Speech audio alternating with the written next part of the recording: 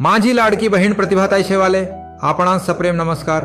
मुख्यमंत्री माझी लाडकी बहीण योजना सुरू होऊन 3 महिने झालेत। आपल्याला या योजनेतून 3 महिन्यांचे पैसे प्राप्त झाले असतील अशी मला खात्री आहे। महिलांना आर्थिकदृष्ट्या सक्षम करणारी ही योजना बंद करण्यासाठी अनिल वडपल्लीवार या काँग्रेस कार्यकर्त्याने उच्च न्यायालयाच्या नागपूर खंडपीठात याचिका दाखल केली होती। मात्र माननीय न्यायालयाने ती फेटाळून लावली आणि याचिकाकर्त्याला फटकारले। काँग्रेसला ही योजना बंद करायची आहे। ताई, मी एका सामान्य शेतकरी कुटुंबात जन्मलो असल्याने काटकसर करुण कुटुंबाचा आर्थिक गाडा हाकणाऱ्या महिलांचे कष्ट जवळून बघितले आहेत। अशा कोट्यवधी महिलांप्रती कृतज्ञता व्यक्त करणारी लाडकी बहीण योजना हा काही निवडणूक जुमला नाही, हे मी आवर्जून नमूद करतो।